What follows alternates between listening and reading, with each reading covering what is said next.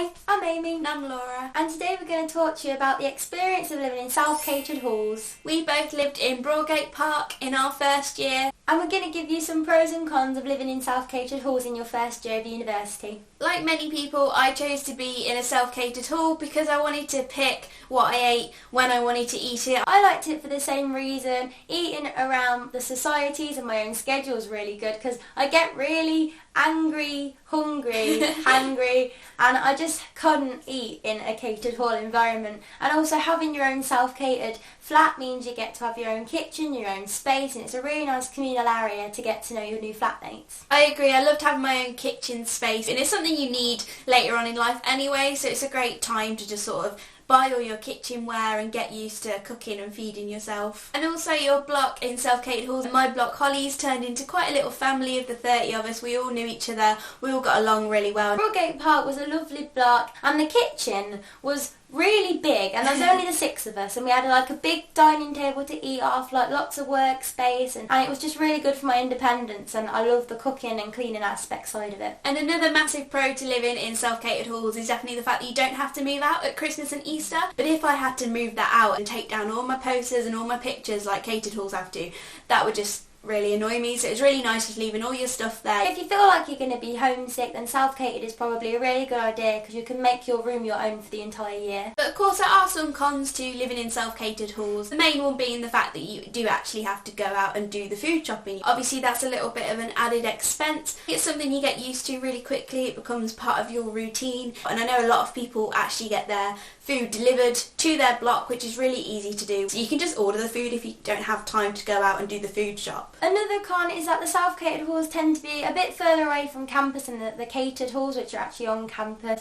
But this is kind of a pro in itself because they have your own little community and it was just like a big family. Also, even if you are on a self-catered hall which is a bit further away, it's really easy to get to campus. There's the regular buses, there's a free hopper bus, so you don't really miss out on anything because you can really easily get to campus if there's events going on there. And the last con for being in a self-catered hall is probably the fact that you have to do a bit more cleaning than you might in catered. And a cleaner does come and clean your flat every single week, but you need to keep on top of the washing up, wiping down the sides, emptying the bins. Like when you cook for yourself, you have to just be aware of food mess, I suppose, which you wouldn't have in catered halls. So these are the pros and cons counters, but what do you need to know before you move into your self-catered flat? The main thing you need to know when you move in is the fact that it's a long, tiring day and you need to eat, so don't forget about that. Make sure you bring some basic essentials with you. Another thing is that when you move in, you don't need every single kitchen appliance known to man. You can even share a cheese grater. You only need the main things like plates, pans and glasses.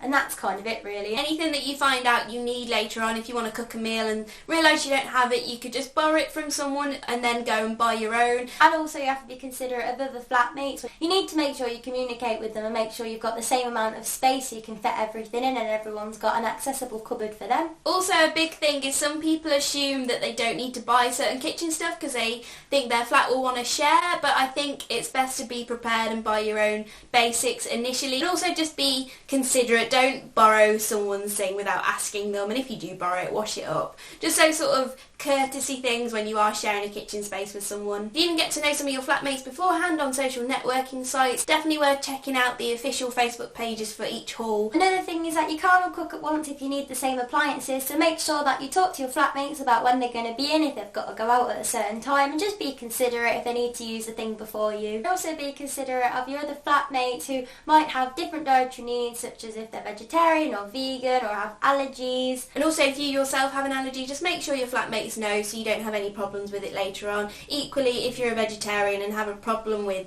the smell of certain meats cooking, just let your flatmates know and they'll probably be fine with it. Another thing is that the fire alarm can go off really easily, especially if you're cooking smoky foods, so open the windows and try and make sure that it doesn't. You also have the added independence of washing, so make sure you keep some change spare for the washing machine and the dryers. There'll probably be a laundrette really close to you, if not a washing machine in your block, so make sure when you put your washing in to put a timer on your phone or something so you don't forget about it, because other people might need the machine. So those are some of the pros and cons and some of our tips for living in self-catered halls. We really hope they are helpful. We hope you're really looking forward to moving into your hall, whether it's catered, self-catered or a house or a flat. You're going to have such a great time. So good luck on your first day. Bye!